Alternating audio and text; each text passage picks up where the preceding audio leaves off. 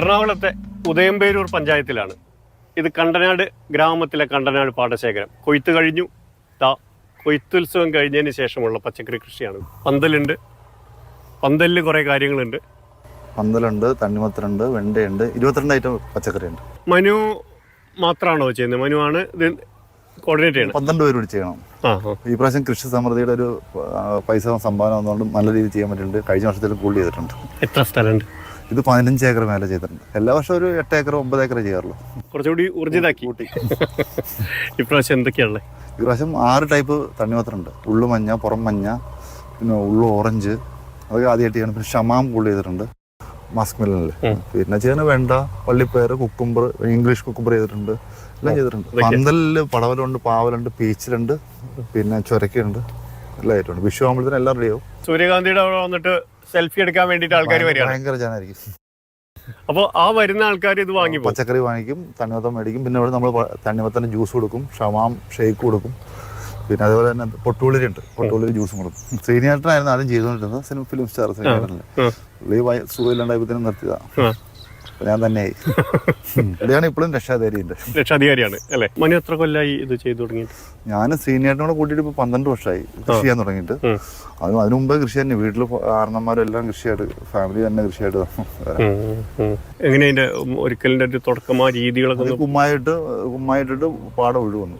അത് കഴിഞ്ഞ് പിന്നെ ചാണകമിട്ട് നട്ടു. കൂടുതലും ജൈവം, അധികം രാസവളങ്ങളൊന്നും ചെയ്യാറില്ല. കൂടുതലും ജൈവവളം തന്നെ ചെയ്യാറ്. തൈയൊന്നും പാകാറില്ല, ഡയറക്റ്റ് വിത്ത് കുത്തിയാണ്. എല്ലാം ഹൈബ്രിഡാണ്, ഭയങ്കര വിലയാണ്. അതൊക്കെ മേടിക്കും. തണ്ണിമത്തനൊക്കെ 50 ഗ്രാമിന് പുറം മഞ്ഞൊക്കെ 5000 രൂപ വരെ വരും വിത്തിന്. നല്ല റിസൾട്ട് ഉറപ്പാണ്. നല്ല റിസൾട്ട് ഉറപ്പാണ്. ഇത് ഹൈബ്രിഡാണ്, അതുണ്ടല്ലോ മുട്ടിന് കാവനാടില്ല. നീളമുള്ള കൗമുദിയുടെ കുഴപ്പമെന്നുണ്ടെങ്കിൽ നീളത്തിൽ വരുമ്പോ ഒരു വീട്ടിലേക്ക് മുറിച്ചു കൊടുക്കണമായിരുന്നു. ശ്രീനിവാസനും മോഹൻലാലും കൂടി പണ്ട് മറ്റേ സഞ്ചിയിൽ വെച്ച് മുറിച്ച് കൊണ്ടുപോകണം കണ്ടിരുന്ന ആ സാധനമാണ്. അതാണ് വേണ്ടി ഒരു പ്രാവശ്യം കൗമുദി ചെയ്തായിരുന്നു. ശ്രീനിവാസൻ എത്ര നീളം ഉണ്ടായിരുന്നു ആദ്യം ചെയ്തത്? ഒരു 12-13 മുമ്പ് പറമ്പിൽ ചെയ്തപോലെ പന്തലിട്ട് ചെയ്തപ്പോ പേപ്പറിലൊക്കെ വന്ന. പക്ഷെ അന്നൊക്കെ പറ്റുള്ളൂ, അതല്ലാണ്ട് കൊണ്ടുപോകാൻ പറ്റില്ല. ഇല്ല, ആദ്യം പീച്ചിലിട്ടു. അത് ഓരോന്നോരോന്നും മാറി മാറി വന്നോണ്ടിരിക്കില്ലേ. പീച്ചിലിന്റെ അതേ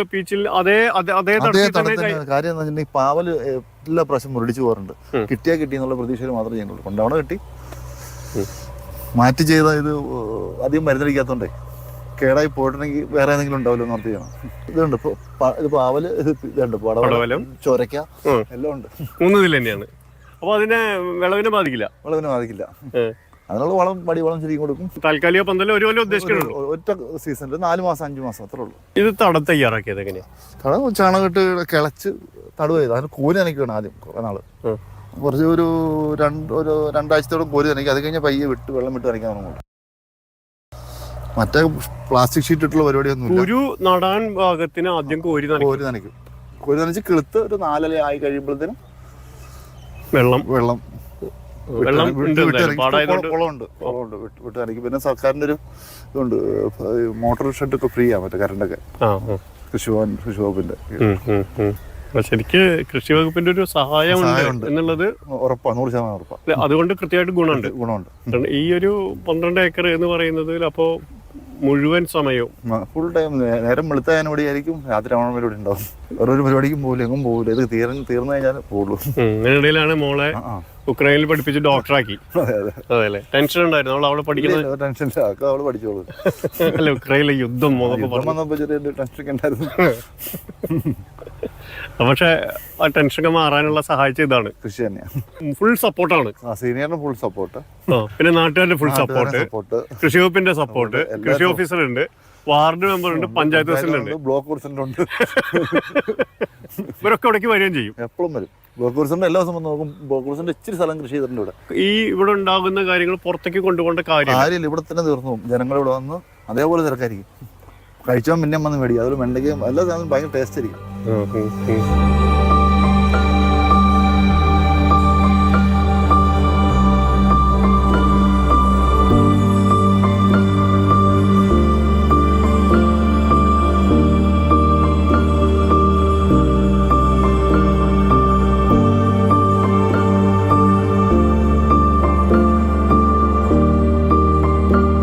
കണ്ടനാട്ട കൃഷിക്ക് പഞ്ചായത്ത് ഫുൾ സപ്പോർട്ടാണ്. പ്രസിഡന്റ് ഉണ്ട്, സജിത മുരളി. പ്രസിഡന്റ് ഉഷാറാണ്. അതെ. തെരഞ്ഞെടുപ്പ് വരികയാണ് അല്ലേ? ആ അടുത്തതായല്ലോ. 5-6 മാസം കൂടിയേ ഉള്ളൂ. ഇത്രേ ഉള്ളൂ. അപ്പോൾ ഈ പാടത്ത് ഈ ചെയ്യണ സഹായമൊക്കെ വളരെ, ഓരോ സഹായത്തിനും ജനങ്ങൾക്ക് അത്ര ഇഷ്ടം കൂടും അത് ചെയ്യും. അല്ലേ? കൂടും. എന്താണ് ഇവിടുത്തെ ഇതിൽ ഏറ്റവും ഇതായിട്ട് തോന്നിയത്? കഴിഞ്ഞ വർഷം നല്ല രീതിയിൽ സൂര്യകാന്തിയൊക്കെ ഇവിടെ ഇഷ്ടം പോലെ ഇങ്ങനെ ഇവിടുന്ന് പുറത്തു നിന്നുള്ള ആൾക്കാർ കൂടി ഒരു സഞ്ചാര കേന്ദ്രമായിട്ട് തന്നെ ഇവിടെ നല്ല രീതിയിൽ, അതുപോലെ ഇഷ്ടംപോലെ പച്ചക്കറികളും ഇവിടെ വളർത്തി, അത് ഇവർ തന്നെ തൊട്ടടുത്ത് തന്നെ വെറുതെ അവിടെ വെച്ച് ആൾക്കാർ മേടിച്ചുകൊണ്ട് പോവുകയാണ്. നല്ല ഇവിടെയും വെക്കും, പിന്നെ അവർ ആ റോഡ് സൈഡിലും വെച്ചാലും ആൾക്കാർ നല്ല രീതിയിൽ തന്നെ അത് കച്ചവടമായി പോകുന്നുണ്ട്. പഞ്ചായത്തിനും സന്തോഷം, കർഷകർക്കും സന്തോഷം, നാട്ടിലുള്ളവർക്കും സന്തോഷം. പഞ്ചായത്തിലേക്ക് എന്ത് കാര്യം വരുമ്പോഴും ആദ്യം അവർക്ക് കണ്ടനാട് ഇവിടെ കുറച്ച് ആൾക്കാരുണ്ടല്ലോ എന്നാണ് അല്ലേ? ആ കൃഷിയുടെ കാര്യത്തിൽ വരുമ്പോൾ നമുക്ക് ഇവിടെയാണ് കൂടുതൽ പ്രാധാന്യം. കാരണം പ്രസിഡന്റിന്റെ വാർഡാണോ? എന്റെ വാർഡല്ല, 4ാം വാർഡ് മെമ്പർ ആൽവിനാണ് അല്ലേ? ആൽവിനാണ് 4ാം വാർഡ്. നമുക്ക് ബാക്കി ആൽവിനെ കുറച്ച് പറയണ്ടാവും. ആയിക്കോട്ടെ, ആൽവിന് ഇഷ്ടം പോലെ പറയാനുണ്ടാവും. കാരണം ഇവിടുത്തെ മെമ്പറും കൂടി ആകുമ്പോൾ കൂടുതൽ അറിയുന്നത് ആൽവിനാണ്. വാ, ഉഷാറാണ്. പിന്നെ ഉഷാറായിട്ട് പോകുന്നു. സ്വന്തം വാർഡാണ്. എന്താ പറഞ്ഞ അഭിമാനത്തോടു കൂടിയാണ് ഈ കൃഷിത്തോട്ടത്തിൽ നിൽക്കുന്നത് തന്നെ. സാധാരണ രാഷ്ട്രീയക്കാരെ പറ്റി പറയാറുള്ള കാര്യം ഒരു കാന്താരി മുളക് പോലും നോക്കാറില്ല എന്നാണ്. നിങ്ങൾ അങ്ങനെയല്ല? അങ്ങനെ കൃഷിയിൽ സജീവമാണോന്ന് ചോദിച്ചാൽ ഈ പാടശേഖരവുമായി ബന്ധപ്പെട്ട് സജീവമാണ്. പിന്നെ അതിനപ്പുറത്തേക്കുള്ള വലിയൊരു കൃഷി അങ്ങനെ പരീക്ഷിക്കാറില്ല. ഇൻവോൾവ് ആണ്. ഇതിൽ വളരെ സജീവമായിട്ടുണ്ട്. അത് വളരെ സന്തോഷം തരുന്നതാണ്. ഞാൻ മാത്രമല്ല, കണ്ടനാട് കൃഷിയെ സ്നേഹിക്കുന്ന മുഴുവൻ ആളുകൾ ഒരുപക്ഷെ ഈ പാടശേഖരത്തിൽ വന്ന് പോവാറുണ്ട്. 102 ഏക്കറിലാണ് നെൽകൃഷി നടക്കുന്നത്. പച്ചക്കറി കൃഷി നമുക്ക് അത്രയും അങ്ങ് വ്യാപിച്ച് നടത്താൻ സാധിക്കില്ല. എന്നാലും ഒരു 10-20 ഏക്കറിൽ പച്ചക്കറിയുടെ കൃഷി നടക്കുന്നുണ്ട്. എന്തായാലും വലിയ സന്തോഷമുണ്ട്. കാരണം വാർഡിൽ തരിശില്ലാതെ കൃഷി ചെയ്യുക എന്നുള്ളത് നമ്മുടെ ഒരു സ്വപ്നമായിരുന്നു പാടത്ത്. അപ്പോൾ ആ ഒരു സ്വപ്നം നമുക്ക് യാഥാർത്ഥ്യമാക്കാൻ സാധിച്ചു. ഇവിടെ പറഞ്ഞിട്ടുണ്ടാവും, ശ്രീനിവാസൻ സാറ്, സിനിമാ നടൻ ശ്രീനിവാസൻ സാറിൻ്റെ ആണ് ആൾ തുടക്കം ഇട്ടത്. അന്ന് ഏതാണ്ട് 5-10 ഏക്കറിലാണ് തുടങ്ങിയത്. പിന്നെ അത് പടിപടിയായി വർദ്ധിപ്പിച്ചു. 40 ഏക്കറായി, 70 ഏക്കറായി. ഇപ്പോൾ അത് 102 ഏക്കറിൽ കൃഷി ചെയ്യുന്നു. 3 പാടശേഖരങ്ങളിലായിട്ടാണ് ഈ കൃഷി ചെയ്യുന്നത്. കൃഷി ചെയ്യാൻ നല്ല താല്പര്യമുള്ള ഒരു ടീമിനെ കിട്ടിയെന്നുള്ളതാണ് ഈ പാടം ഇങ്ങനെ മാറ്റപ്പെട്ടത് എന്നുള്ളതാണ് സത്യം. സർക്കാരിൻ്റെ സഹായം നല്ല രീതിയിൽ ലഭിക്കുന്നുണ്ട്. ഇപ്പോൾ ഈ പച്ചക്കറി കൃഷി നടത്തുന്നത് കൃഷി സമൃദ്ധി എന്ന് പറയുന്ന ഒരു പദ്ധതിയുടെ ഭാഗമായിട്ടുള്ള ആനുകൂല്യങ്ങൾ വെച്ചുകൊണ്ടാണ്. എനിക്ക് തോന്നുന്നു ലോകത്തെവിടെയെന്ന പോലെ നമ്മുടെ നാട്ടിലും കൃഷി തനതായി ചെയ്താൽ ലാഭത്തിലാവില്ല. സർക്കാരിൻ്റെയും കൂടി സഹായം കിട്ടുമ്പോഴാണ് കർഷകർക്ക് ഒരു മെച്ചം എന്ന രീതിയിലേക്ക് പോകുന്നത്. കർഷകർക്ക് അവരുടെ വിപണിക്ക് നല്ല വില കിട്ടുന്നു എന്നുള്ളത്, അവർ ചെയ്യുന്നൊരു ജോലിക്ക് അതിൻ്റെ ഒരു പ്രതിഫലം കിട്ടുന്നു എന്നുള്ളത് സാമ്പത്തികമായിട്ട് മാത്രമല്ല, അല്ലാതെ ഇത് ഇങ്ങനെ വന്ന് ചേർന്നിരിക്കുന്നത് പോലും അവരെ സംബന്ധിച്ച് വലിയ സന്തോഷമാണ്. മറ്റൊന്ന്, ആളുകൾക്ക് നല്ല ജൈവമായ രീതിയിൽ വിശ്വസിച്ച് കഴിക്കാൻ പറ്റുന്ന പച്ചക്കറി ഇവിടെ നിന്ന് കിട്ടുന്നു എന്നുള്ളതാണ്. കഴിഞ്ഞ വർഷം ഈ പച്ചക്കറിയുടെ വിപണനം തുടങ്ങിയത് പ്രസിഡന്റ് ഇവിടെ സൂചിപ്പിച്ചു.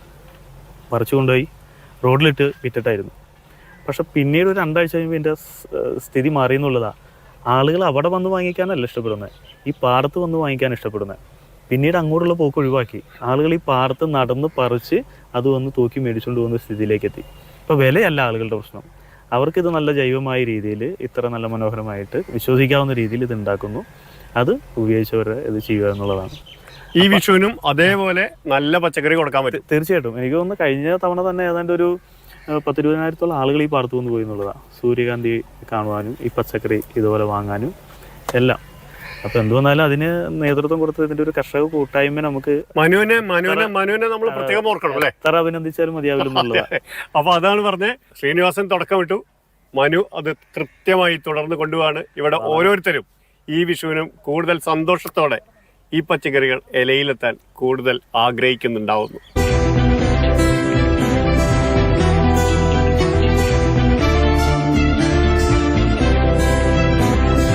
അപ്പോൾ ഈ കണ്ടനാട് പാടശേഖരത്തിലേക്ക് എത്തുന്നത് ഒരുപാട് പേര് എത്തുന്നുണ്ട്. നമ്മുടെ ലോകം മുഴുവൻ കണ്ട സന്തോഷ് ജോർജ് കുളങ്ങര ഉണ്ടല്ലോ. ജോർജ് കുളങ്ങര താങ്കളാണ് അല്ലേ എന്നൊക്കെ പറയുന്നു, നാട്ടുകാർ പറയുന്നു. സന്തോഷ് ജോർജ് കുളങ്ങര ഞങ്ങളോട് കുറെ കാര്യം പറയാറുണ്ട്. ലോകം മുഴുവൻ കറങ്ങി വന്നിട്ട് അവിടെ നിന്നുള്ള ഇതൊരു മോഡലാണ് എന്ന് പറയാറുണ്ട്. ഈ മോഡലിനെ പറ്റിയിട്ട് എന്താ പറയാനുള്ളത്? ഇതും ഒരു മോഡലാണ്. എന്താ പറയാനിരിക്കുന്നത്, ഇതൊക്കെ നമുക്ക് പ്രചോദനം, ഇതൊക്കെ നമ്മുടെ പ്രസ്ഥാനങ്ങളല്ലേ. സെബാസ്റ്റ്യൻ സാറ്, മനു, ഇതെല്ലാം ഇതിൻ്റെ ഭാഗമാണ്. അപ്പോൾ ഞങ്ങൾക്കുണ്ട് മധ്യ കേരള ഫാർമ പ്രൊഡ്യൂസർ കമ്പനി എന്ന് പറഞ്ഞൊരു കമ്പനിയുണ്ട്. അപ്പോൾ ആ കമ്പനിയുടെ തണലിലാണ് ഈ പ്രവർത്തനങ്ങളെല്ലാം പോകുന്നത്. നിങ്ങളിവിടെ ചക്കയുടെ ഒരു അതിൻ്റെ ഫൗണ്ടർ ചെയർമാനാണ് ഞാൻ. ചക്ക മാത്രമല്ല, കൃഷിക്കാരെ എൻപവർ ചെയ്യുക എന്നുള്ളതാണ് ആ ഉദ്ദേശം. അല്ലെങ്കിൽ 4-5 ചക്കയും 2 പ്ലാവും 2 കപ്പളങ്ങുമായിട്ട് നിൽക്കുക എന്നുള്ളതല്ല. ടോട്ടലി നമ്മുടെ കേരളത്തെ, സംസ്ഥാനത്തെ കൃഷിക്കാരെ എൻപവർ ചെയ്യുക ടോട്ടൽ. അപ്പോൾ അവർക്ക് അധിക വരുമാനം ഉണ്ടാവണം, ആധുനിക കൃഷിരീതി വരണം, മോഡേൺ ടെക്നോളജി വരണം.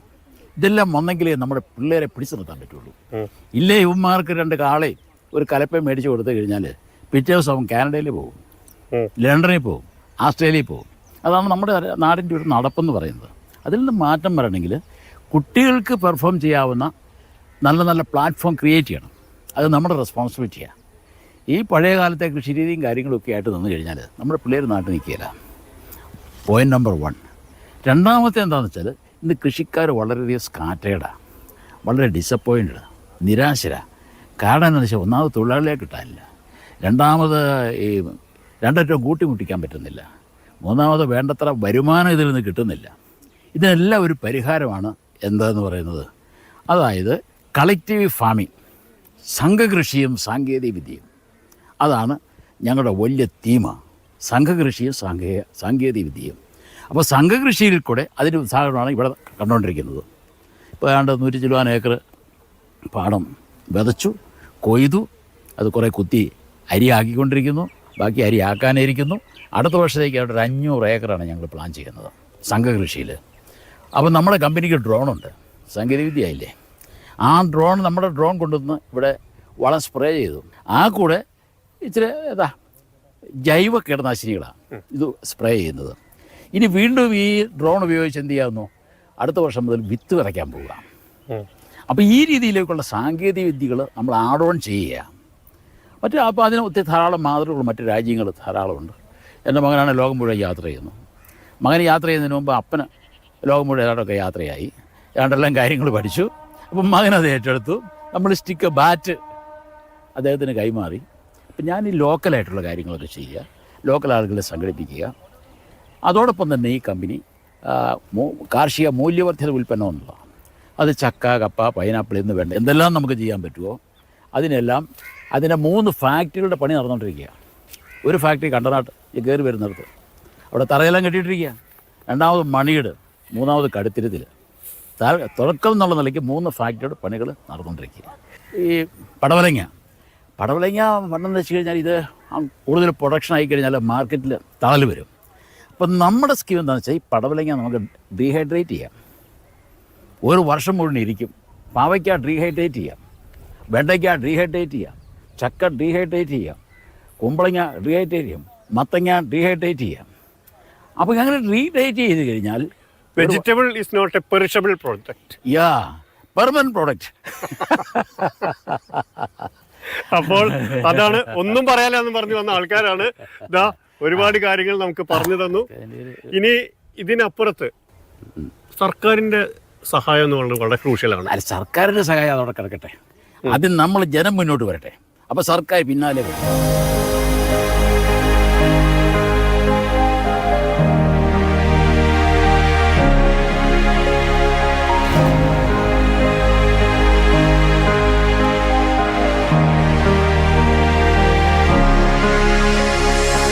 ജനങ്ങൾ വന്നാൽ സർക്കാർ പിന്നാലെ വരും എന്നുള്ളതാണ് നാട്ടുകാർ പറഞ്ഞതും കാണിച്ചു തന്നതും. ഇതാ അങ്ങനെ പിന്നാലെയൊന്നുമല്ല, വളരെ മുന്നിൽ തന്നെയുണ്ട് ഉദയംപേരൂർ കൃഷി വകുപ്പ് അല്ലേ?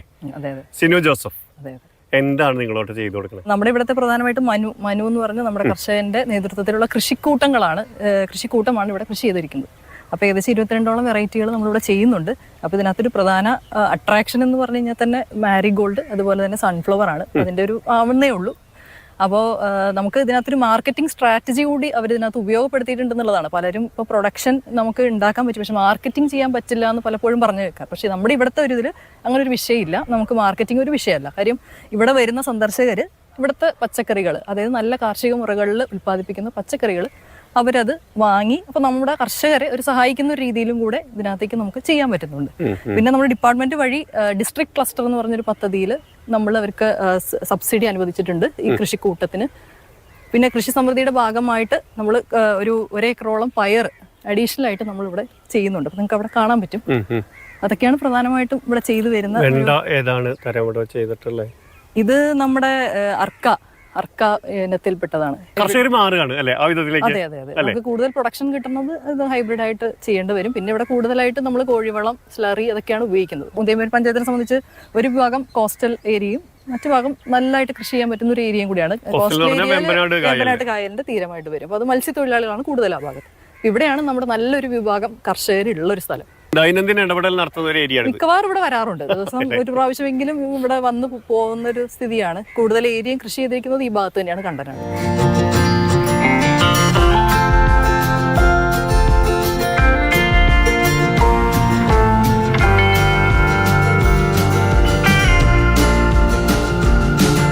സിനോ ജോസഫ് മാത്രമല്ല, ഉദയംപേരൂർ കൃഷിഭവനിൽ നിന്നുള്ള അസിസ്റ്റന്റ് കൃഷി ഓഫീസർ സുനിൽ കുമാർ. സുനിലേട്ടാ, നിങ്ങളിവിടെ കുറച്ചും കൂടി ഇൻവോൾവ് ചെയ്ത് നിൽക്കുന്ന ആൾ കൂടിയാണ്. മനു ഞാനുമായിട്ട് 10-15 വർഷം മുമ്പിലത്തെ പരിചയമുണ്ട്. ഞാനിവിടെ ഒരു വർഷമായുള്ള കൃഷിഭവനിൽ എത്തിയിട്ട്. നമ്മളെ സംബന്ധിച്ച് കൃഷി ചെയ്യാനും മനസ്സാണ് സാധാരണ കർഷകർക്ക് ഇല്ലാത്തത്. കർഷകർക്കുണ്ട്, ഇന്നത്തെ പുതിയ തലമുറയ്ക്ക് കൃഷി ചെയ്യാനും മനസ്സില്ല. പക്ഷേ മനുവിനെ കണ്ടപ്പോൾ നല്ല മനസ്സുള്ളൊരു നല്ല ചെറുപ്പക്കാരനാണ്. പുള്ളിക്ക് കൃഷിയോടുള്ള നല്ല താല്പര്യം തിരിച്ചറിഞ്ഞ് അതിന് വേണ്ട സപ്പോർട്ടുകളും രാവിലെ ഉച്ചയ്ക്കൊക്കെ ആയിട്ട് എപ്പം വിളിച്ചാലും ഇവിടെ എത്തുക എന്നുള്ളൊരു ജോലിയാണ് ഞാൻ ചെയ്യുന്നത്. പിന്നെ മനുവിൽ ഉള്ള പ്രത്യേകത എന്ന് പറഞ്ഞാൽ കഠിനാധ്വാനിയാണ്. രാവിലെ മുതൽ വൈകുന്നേരം വരെ ഈ പാടത്തും പറമ്പിലുമായിട്ട് മനുവിൻ്റെ ജീവിതം പോകുന്നു. പക്ഷേ അതിൽ ഏറ്റവും പ്രധാനപ്പെട്ട ഒരു പ്രശ്നം എന്ന് പറഞ്ഞാൽ ലാഭകരമാണ് ഈ കൃഷി. മറ്റുള്ളവരെല്ലാം നഷ്ടമാണെന്ന് പറയുമ്പോഴും മനുവിനെ സംബന്ധിച്ച് ലക്ഷങ്ങൾ ലാഭം ഉണ്ടാക്കുന്ന ഈ കൃഷിയിൽ നിന്ന്. അതാണ് മനുവിൻ്റെ ഏറ്റവും വലിയ പ്രത്യേകത. ഈ കൃഷിക്കൂട്ടത്തിൻ്റെ എല്ലാമാണ് മനു. ഉദയംപേരൂരിൽ മനു ഇപ്പോൾ നടത്തുന്ന ഈ കൃഷി തെക്കേയറ്റത്ത് തിരുവനന്തപുരത്തോ വടക്കേയറ്റത്ത് കാസർഗോഡോ സാധ്യമാണ്? തീർച്ചയായിട്ടും സാധ്യമാണ്. നല്ലൊരു മനസ്സാണ് വേണ്ടത്. കൃഷി ചെയ്യാൻ ഒരു മനസ്സുണ്ടെങ്കിൽ ഏത് പ്രദേശത്തും നല്ല രീതിയിൽ കൃഷി ചെയ്യാനും കഴിയും, ലാഭകരമാക്കി മുന്നോട്ട് കൊണ്ടുപോകാനും കഴിയും. എല്ലാ ചെറുപ്പക്കാരോടും പറയാനുള്ളത്, ഇത് കമ്പ്യൂട്ടറിൽ ഭക്ഷിക്കാൻ കഴിയില്ലല്ലോ. പുറത്തുനിന്ന് വന്ന ഭക്ഷണങ്ങൾ മുഴുവൻ വിഷാംശം നിറഞ്ഞാണ്. നമുക്ക് സ്വയം പര്യാപ്തം എത്തുന്നതിന് വേണ്ടി നമ്മൾ പരിശ്രമിച്ചാലേ ശരിയാവുകയുള്ളൂ. അതിനുവേണ്ടി സ്വന്തമായി കൃഷി ചെയ്യുക. കൃഷി ചെയ്യാനുള്ളൊരു മനസ്സുണ്ടാകുമ്പോൾ കൃഷിഭവൻ തന്നെ പുറകെ എത്തും. കൃഷിഭവൻ തന്നെ പുറകെ എത്തില്ല, കൃഷിഭവൻ ഒരു പടി മുമ്പിൽ അവരോടൊപ്പം ചലിക്കും. അപ്പോൾ അവർക്കതിൽ താല്പര്യം ഉണ്ടാവും. അവർക്ക് വേണ്ട സൗകര്യങ്ങൾ ചെയ്തു കൊടുക്കുക. അതിലൊരു കൃഷിഭവൻ കിട്ടുമ്പോൾ സ്വാഭാവികമായിട്ടും കൃഷിക്കാർ കൃഷി ചെയ്യും. പക്ഷേ അതിനൊരു നല്ല മനസ്സ് മാത്രമാണ് വേണ്ടത്. എല്ലാവരും അങ്ങനെ ആകണം എന്നാണ് എനിക്ക് പറയാനുള്ളത്.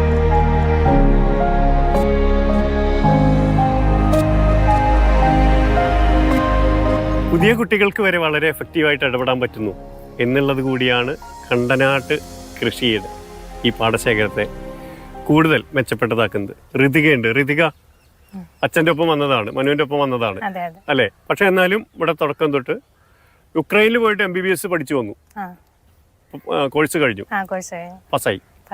ഇനി ഇവിടെ വന്നിട്ട് ഇക്വലൻസി സർട്ടിഫിക്കറ്റും നേടി. അതിന്റെ എക്സാം കഴിഞ്ഞു, അതിന്റെ പ്രോസസ്സിംഗ് നടന്നുകൊണ്ടിരിക്കുകയാണ്. ഋതിക ഇതിൽ എങ്ങനെയാണ് ഇൻവോൾവ് ചെയ്തിരുന്നത്? ഞാനിവിടെ അക്കൗണ്ട്സും കാര്യങ്ങളും നോക്കും. പിന്നെ ഇടയ്ക്കൂടെ വൈകുന്നേരം വരും, കാര്യങ്ങളൊക്കെ കാണും, അത്രയൊക്കെ. അത് ലാഭം നഷ്ടമാണോ എന്ന് വെച്ചാൽ അപ്പോൾ ഋതിയോട് ചോദിച്ചാൽ അറിയാം.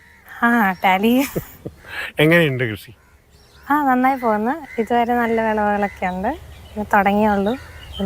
മുടക്ക് മുതൽ തിരിച്ചു കിട്ടും, ഒരു ടെൻഷനും ഇല്ല. അതെ, കിട്ടണം. ലോകം മുഴുവൻ നമ്മുടെ കുട്ടികൾ ഇപ്പോൾ ഋതികയെ പോലെ പോയിക്കൊണ്ടിരിക്കുകയാണ്.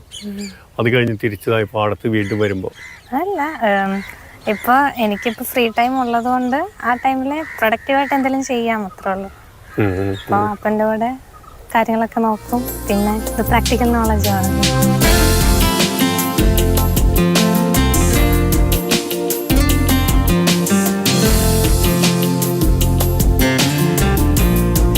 മനു അപ്പോൾ ഋതികയോട് സംസാരിച്ചു. അവളിപ്പോൾ ഡോക്ടറായി വന്നപ്പോഴും സമയം കളയാൻ താല്പര്യമില്ല, അതുകൊണ്ട് വരികയാണ് എന്ന് പറഞ്ഞു. വരവും ചെലവും മുട്ടിക്കാന്ന് പറഞ്ഞു. കണക്ക് നോക്കല് എങ്ങനെയുണ്ട്? കണക്ക് നോക്കുമ്പോൾ നിങ്ങൾ തുടങ്ങിയിട്ടില്ലേ ഉള്ളൂ. ഇപ്പം നെൽകൃഷി വലിയ നഷ്ടമില്ലായിരുന്നു, ലാഭമായിരുന്നു. അത് കഴിഞ്ഞതും ലാഭത്തിൽ വരുള്ളൂ. എന്തായാലും അതാണ് പ്രതീക്ഷ. പച്ചക്കറി അതുപോലെ ആവുന്നതാണ് പ്രതീക്ഷ. ആവണം. ഈ ടിക്കറ്റ് എങ്ങനെയാ? 20 രൂപ ടിക്കറ്റ് എടുക്കാറുണ്ട് സൺഫ്ലവർ കാണാൻ വന്നവരോട്. ആൾക്കാർ വരുന്നുണ്ട്, ഇഷ്ടംപോലെ ആൾക്കാർ വരുന്നുണ്ട്. അതിൽ നിന്നൊരു ഇച്ചിരി മുടക്കാശ് കിട്ടും. പച്ചക്കറി വിറ്റാവുന്ന അത്രയും കാശ് കിട്ടില്ല. സൂര്യകാന്തി നല്ല മുടക്കം തന്നെയുണ്ട്. പൈസ ഒപ്പിക്കണം എങ്ങനെയാ ടിക്കറ്റ് ചിലവ് കൊടുത്ത്. ഇവിടെ വരുമ്പോ വില എങ്ങനെയാ? സാധാരണ വില ഉള്ളൂ, വലിയ വില കൂടുതലൊന്നുമില്ല. കടയിലെ വില നോക്കിയേ കൊടുക്കാറുള്ളൂ. നല്ല സെയിലുണ്ട്, തികയാറില്ല ശരിക്കും പച്ചക്കറി. മനു, അപ്പൊ വിഷു മാത്രല്ല, വിഷു കഴിഞ്ഞാൽ ഇവിടെ ഉണ്ടാവും. അത് കഴിഞ്ഞാൽ നെൽകൃഷി തുടങ്ങും. കഴിഞ്ഞാൽ ഇത് തന്നെ ഫുൾ ടൈം ഓട്ടം. അപ്പൊ വിഷു മാത്രല്ല വിഷു കഴിഞ്ഞാലും ഇതേ പാടത്ത് ഇവരൊക്കെ ഉണ്ടാവും. Manu, all the best. കാത്തിരിക്കുന്നു നിങ്ങളുടെ നിർദ്ദേശങ്ങളും അഭിപ്രായങ്ങളും. നമുക്ക് വീണ്ടും കാണാം.